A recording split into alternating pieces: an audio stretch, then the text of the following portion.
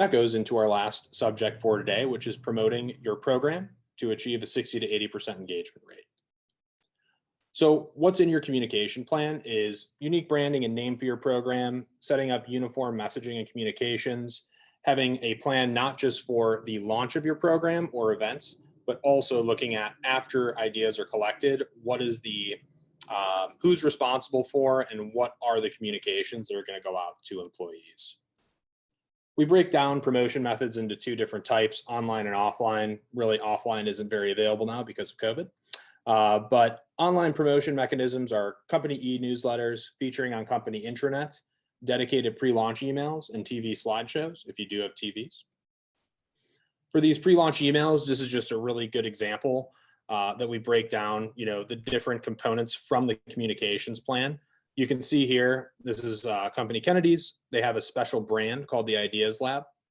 It's mentioned in all of their messaging. So it focuses on that internal innovation brand. It focuses on employee empowerment. Keep it simple for how employees can participate. And then the last piece is that, and this one is pretty self-evident, but is often overlooked.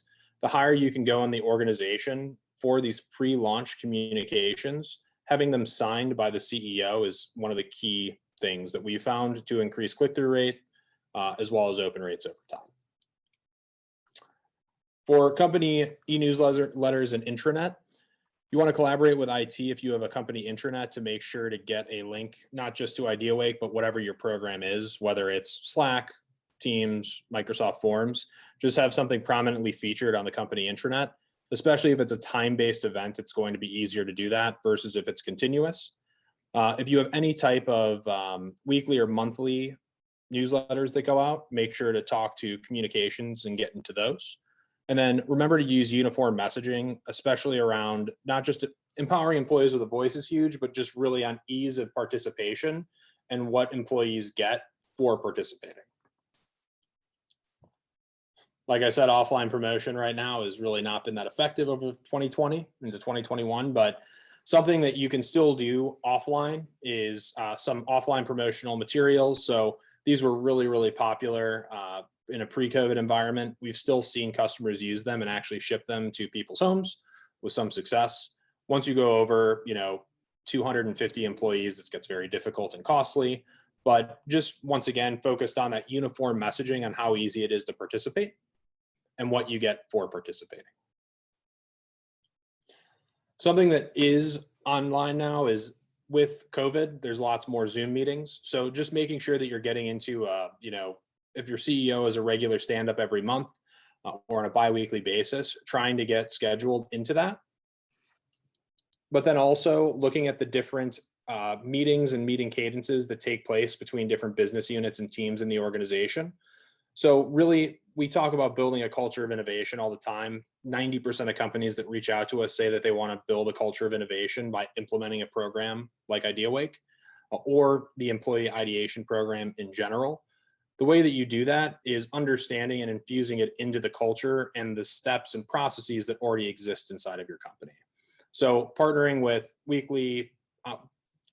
departments, getting into their weekly, monthly communications or meeting cadence is the way to make this scale long-term. The number one driver of engagement upfront, not long-term, but upfront, is the development of champion networks.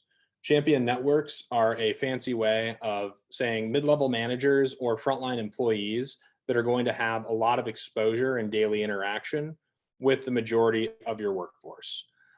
With larger organizations, you can think about breaking it down by either department or location.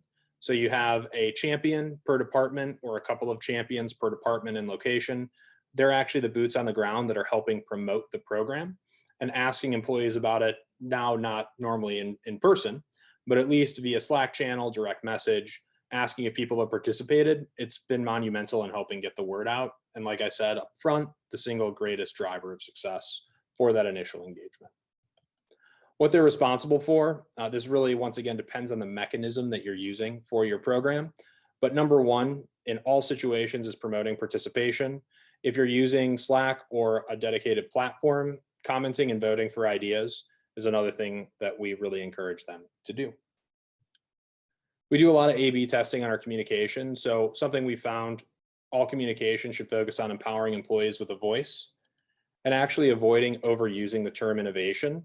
So the only thing we've been able to discern from this is that employees don't necessarily see themselves as innovative, but they do see themselves as having ideas and suggestions. So I know that the program is about building a culture of innovation, but that can be via providing your ideas and suggestions to improve the company.